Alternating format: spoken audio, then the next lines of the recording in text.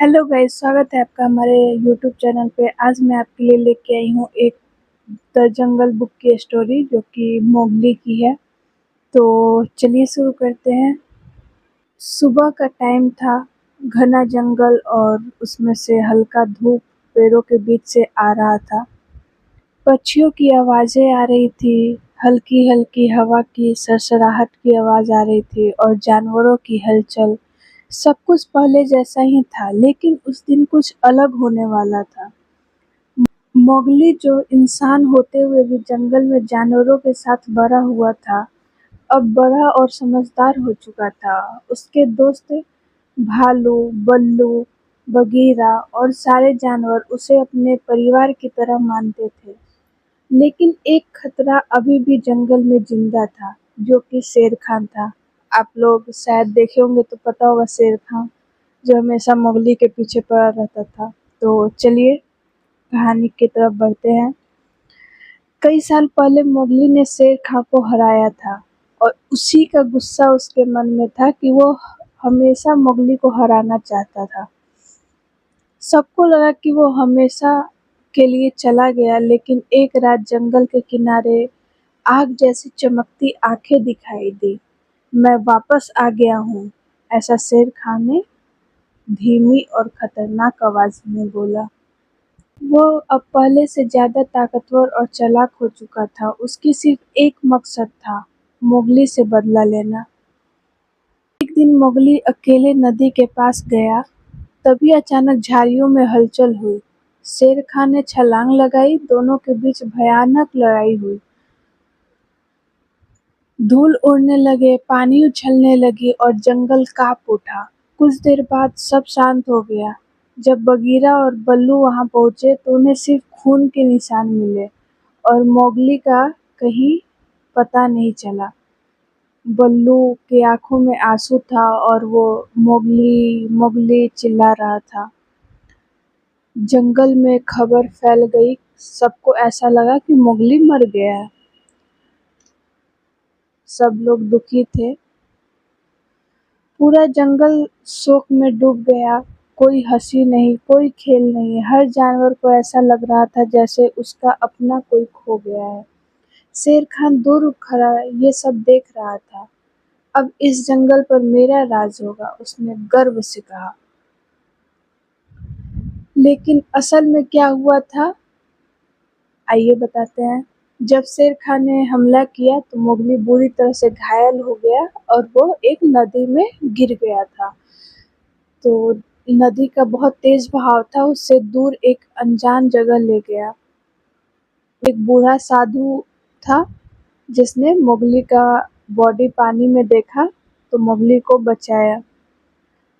तुम अभी नहीं मर सकते, साधु ने कहा। तुम्हारा काम अभी बाकी है। महीनों तक मोगली ने वहीं रहकर अपने घाव भरे और नई ताकत सीखी। धैर्य, योजना और असली हिम्मत। मोगली अब पहले जैसा नहीं था, वो और मजबूत और समझदार हो चुका था। अब वक्त है वापस जाने का, उसने खुद से कहा।